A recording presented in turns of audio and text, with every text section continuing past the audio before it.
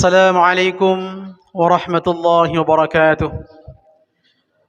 الحمد لله رب العالمين، نحمده ونستعينه ونستغفره ونعوذ بالله من شرور أنفسنا ومن سيئات أعمالنا. من يهده الله فلا مضل له ومن يضلل فلا هادي له، وأشهد أن لا إله إلا الله وحده لا شريك له، وأشهد أن محمدا عبده ورسوله. اللهم صل وسلم وبارك على سيدنا محمد وعلى آله وأصحابه أجمعين، أما بعد. معاشر المسلمين muslimat rahimakumullah, jemaah subuh yang dimuliakan Allah Jalla wa'ala, para imam masjid, muadzin dan bilal, guru-guru kami sekalian, Raisul Jalsah Tengku Mustafa Magister, seluruh unsur pimpinan desa kita, seluruh jajaran BKM masjid kita, ayahandaku, abu, ummi, ibunda, kakak, abang, adik yang berbahagia, termasuk official YouTuber kita Tengku Muhammad Nasir Matang, yang selalu senantiasa jika beliau ada waktu bersama kita untuk membantu syiar agama ini. Semoga untuk beliau dan semuanya yang terbaik Allah berikan. Yang terpenting untuk kita semua adalah husnul khatimah. Ma'asyiral muslimin muslimat rahimakumullah, subuh ini judul kajian kita adalah Babul Mizani, bab kajian tentang timbangan akhirat. Kita buka dengan surat dalam Al-Quran, yaitu surat Al-Anbiya ayat ke-47. Allah subhanahu wa ta'ala mengatakan, Bismillahirrahmanirrahim. Allahu Akbar. Wa nada'ul mawazinal qista liyawmil qiyamati فلا تظلم نفس شيئا وإن كان مثقال حبة من خردل نأتي بها أتينا بها وكفى بنا حاسبين أو كما قال الله. Kita turun ke hadis yang dibawakan oleh Umar bin Khattab radhiyallahu anhu. An Umar bin Khattab radhiyallahu anhu fi hadithi su'ali Jibril 'anil imani qala ya Muhammad mal imanu qala أن تؤمن بالله وملائكته وكتبه ورسله وبالجنة والنار والوزن وتؤمن بالبعث بعد الموت وتؤمن بالقدر خيره وشره. قال فإذا فعلت هذا أفأنا مؤمن؟ قال نعم. قال صدقت أو كما قال الرسول. Hadis diriwayatkan oleh Imam Muslim. Kita buka ayat di awal tadi, surat Al-Anbiya ayat 47. Kita terjemahkan dulu, baru kita kaitkan dengan kajian-kajian berikutnya. Wa nad'ul mawazinal qista, dan kami akan segera memasang timbangan yang tepat lagi benar. Liyaumil qiyamati, pada hari kiamat nanti. Fala tudlamu nafsun syai'a, maka tidak ada seorang pun yang dirugikan, yang dizalimi oleh Allah walaupun sedikit. Sehingga kata Allah pun, wa in kana, walaupun mereka itu berbuat kebaikan. Kebaikan itu sebesar biji sawi, kami akan mendatangkan pahala daripada kebaikan tersebut.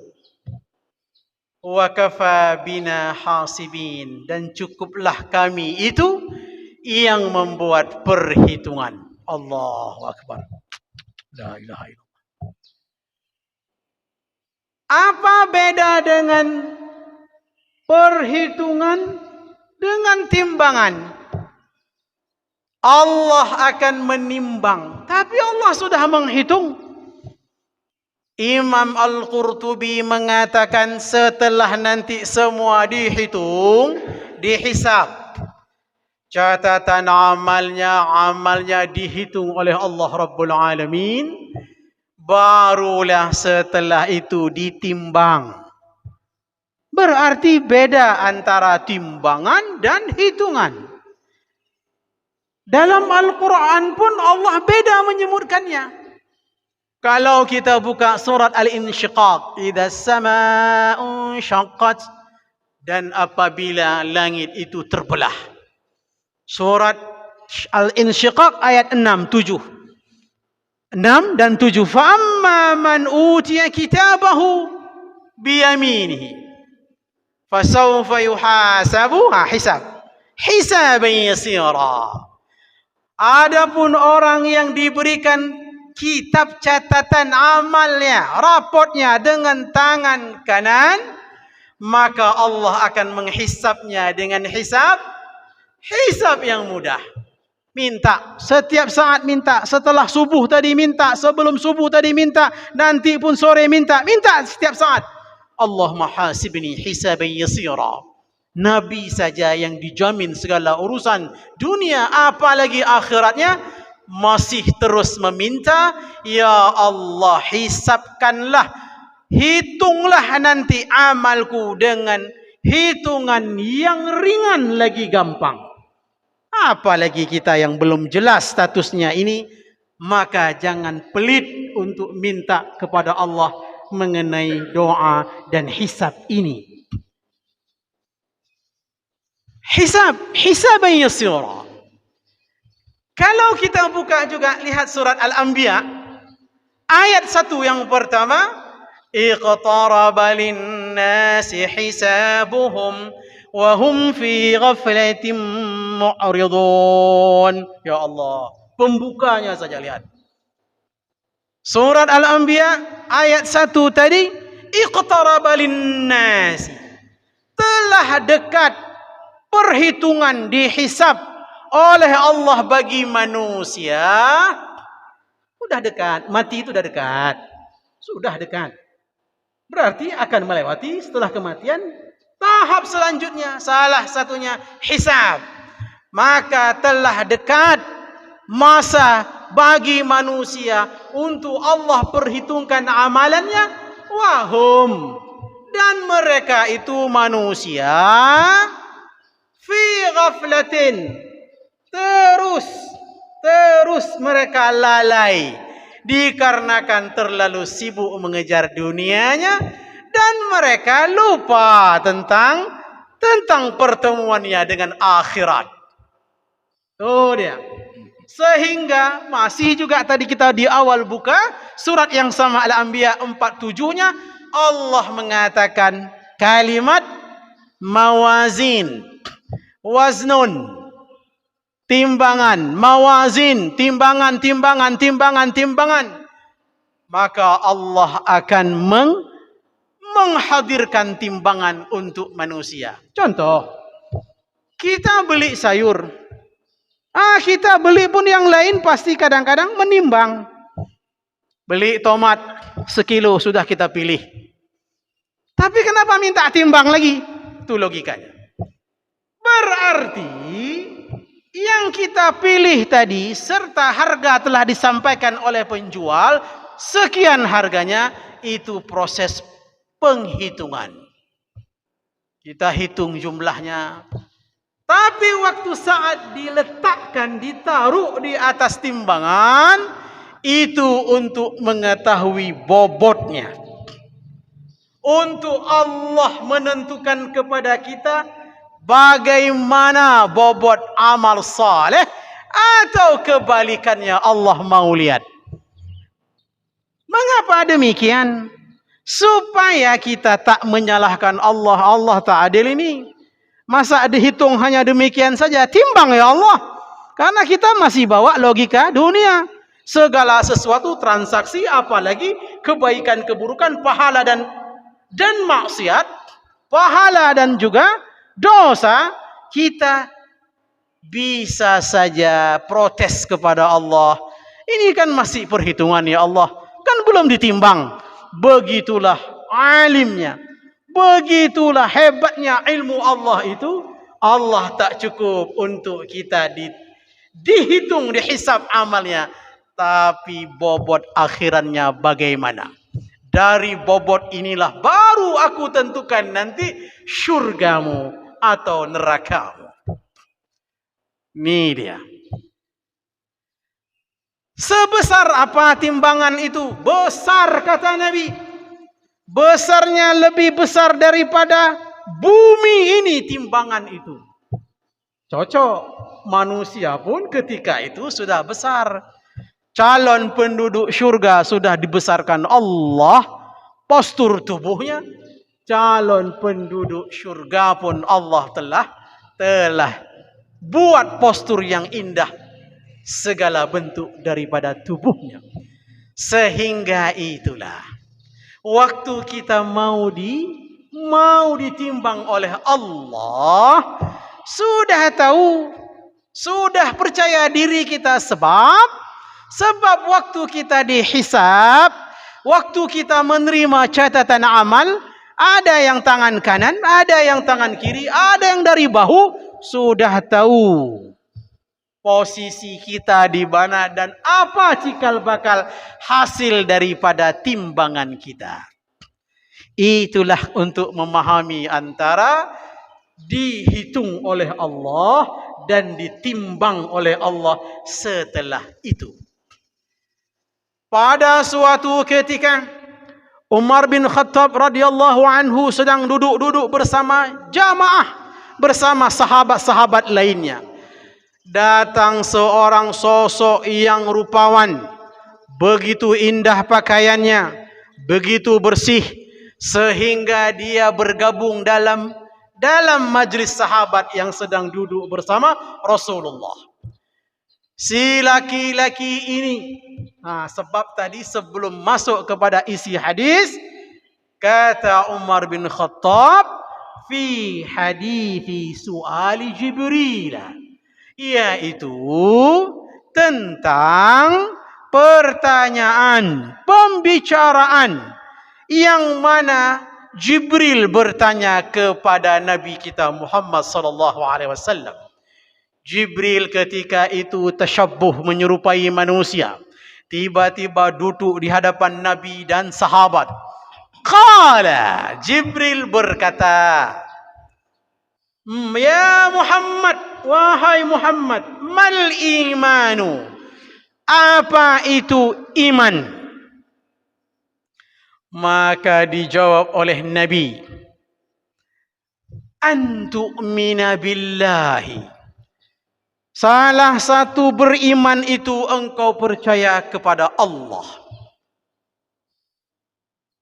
wa malaikatihi, percaya kepada malaikat-malaikatnya, wa kutubihi, percaya kepada kitab yang Allah turunkan. Yang Allah turunkan Taurat, Zabur, Injil, Quran, pelengkapnya. Lain jangan. Gita, Bhagwan, punya Hindu dan segalanya, jangan. Hanya yang diturunkan Allah Rabbul Alamin. Wa rusulihi, percaya kepada semua rasul-rasul dan nabi-nabi Allah ini. Tak cukup di situ. Wabil jannati, percaya kalian dengan syurga. Wabin nari, dan percaya dengan neraka. Nih yang akan kita tekankan. Wal wazni, dan dengan timbangan yang Allah akan timbang amal kita di hari akhirat. Sambung lagi. Wa tu'mina bil ba'thi ba'dal mauti, dan kalian juga beriman kepada hari dibangkitkan kalian dari kubur setelah kematian. Ada agama yang tak percaya dia dengan kebangkitan. Mereka hanya pikir cukup kematian itu adalah segala-galanya. Ada yang percaya inkarnasi dan sebagainya. Maka Allah dan Rasulnya mengunci kepada kita, tu'mina bil ba'fi ba'dal mauti. Kalian harus yakin dan percaya kalian akan dibangkitkan setelah kematian.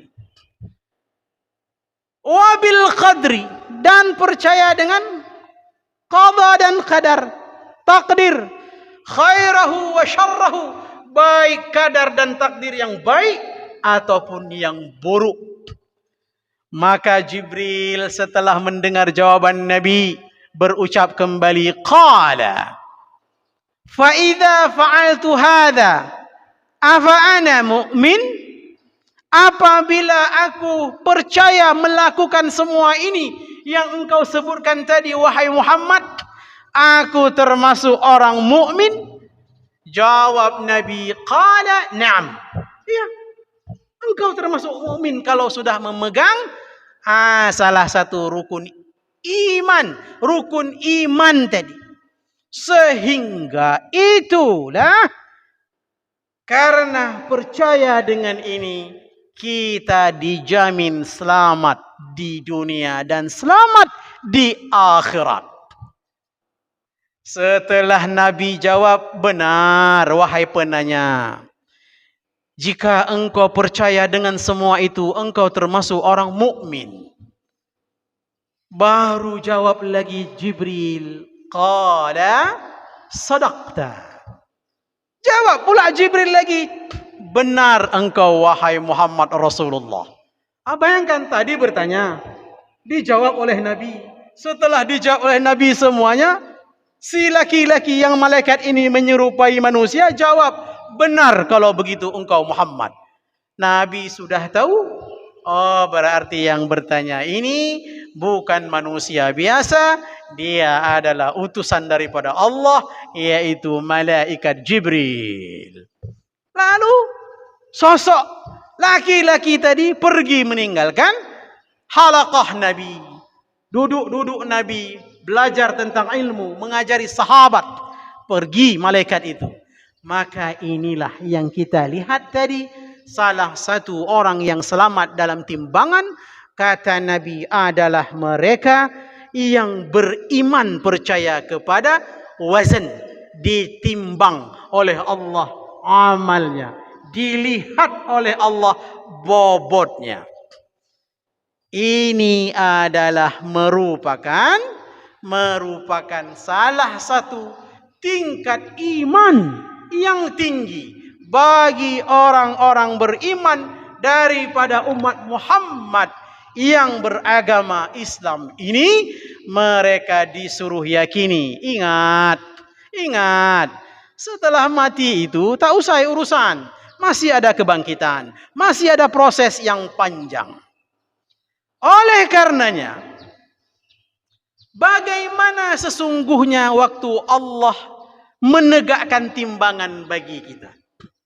Ingat, timbangan itu tidak menzalimi siapapun. Allah sudah buka tadi, fala tudlamu nafsun syai'a.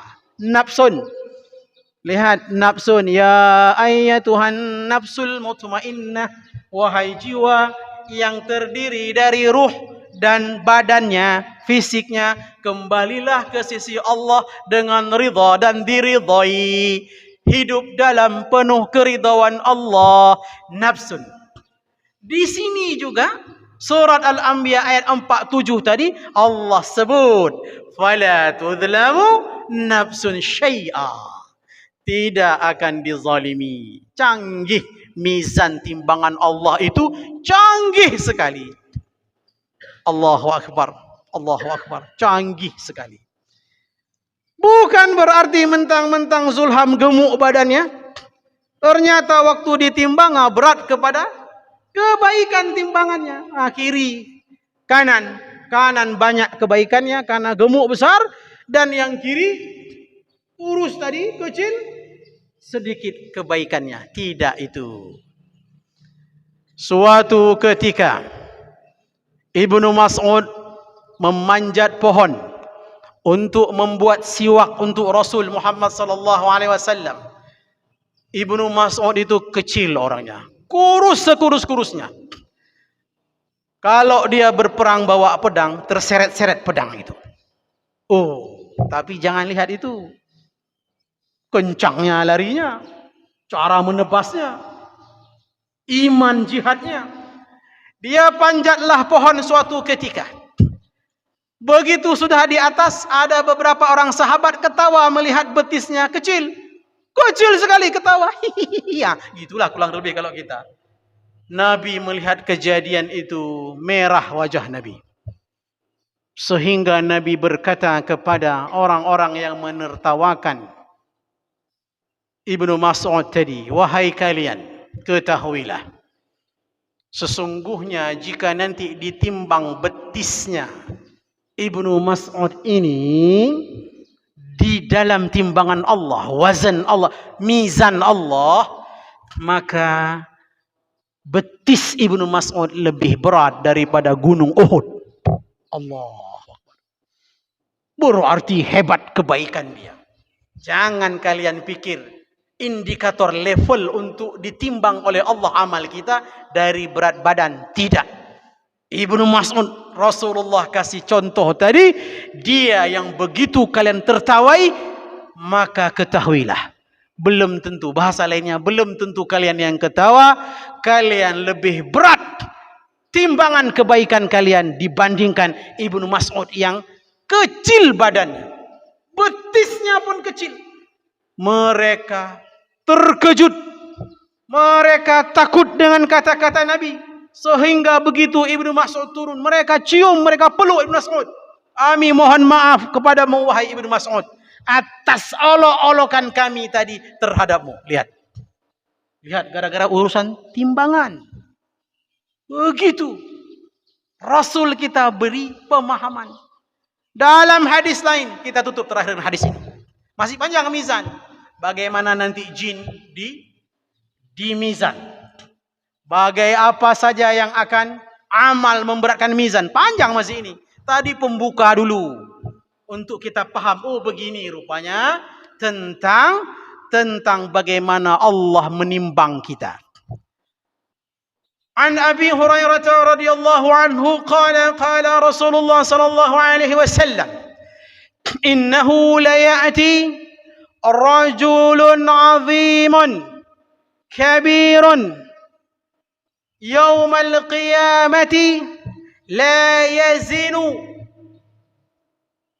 Allahu akbar, la yazinu Allah ba'udah janaha, la yazinu 'inda Allahi janaha ba'udatin wa in syi'tum waqra'u fala nuqimu lahum yawmal qiyamati wazna, atau kama qala Allah, atau kama qala Rasul. Hadis riwayat Imam Muslim. Dari Abu Hurairah radhiyallahu anhu, beliau mengatakan, innahu la ya'tir rajulul 'azimus samin. Ini lebih tepat lagi. Sesungguhnya nanti pasti akan datang, akan terjadi pada hari kiamat seseorang yang badannya gemuk, besar. Nabi sebutkan azim, besar. Samin, gemuk, atau bahasa Arab lainnya dokhmun. Sudah besar, gendut lagi. Contohnya Zulham lah. Biar enak kita pahami. Dan kemudian yaumul qiyamati, nanti di hari kiamat kita akan lihat, nanti terlihat kita. Allahu akbar, terlihat kita. Kemudian la yazinu, tidak ditimbang oleh Allah si laki-laki besar gendut tadi, yang mana timbangannya itu saat ditimbang beratnya lebih ringan daripada sayapnya nyamuk. Maka Allah tak memberikan apapun kebaikan dari timbangan itu.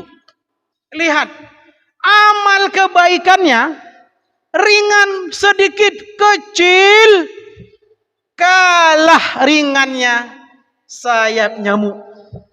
Berarti orang ini kelewatan, keterlaluan, sehingga lihat kebaikannya saat ditimbang oleh Allah, badannya saja besar, badannya saja gemuk, tapi amalnya hanya kebaikan itu dimizan oleh Allah seberat dan lebih ringan daripada sayap nyamuk. Sehingga Nabi tutup ujungnya, wa in syi'tum waqra'u, apabila kalian ingin mau maka bacalah, fala nuqimu lahum yaumal qiyamati wazna. Surat Al-Kahfi ayat 105 akhirnya tadi.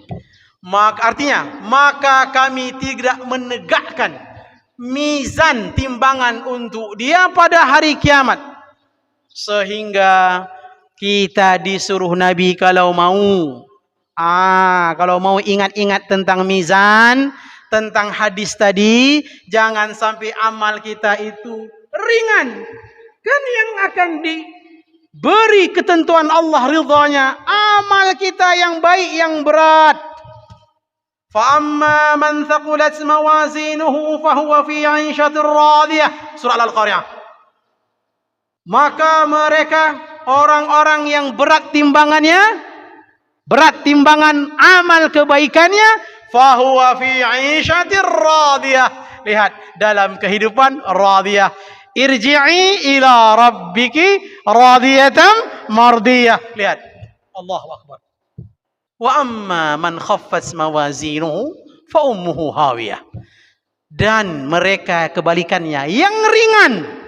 Ingat, yang ringan kebaikannya. Ringan kebaikan berarti pelit sekali dia. Amal saleh di dunia dahulu. Dia itu tempatnya adalah neraka hawiyah. Ini orang Islam dulu. Orang kafir lain ceritanya nanti. Ini orang Islam. Kita yang dimaksud. Yang nanti ditimbang ternyata ringan sekali amal salehnya, lebih berat maksiatnya, hawiyah.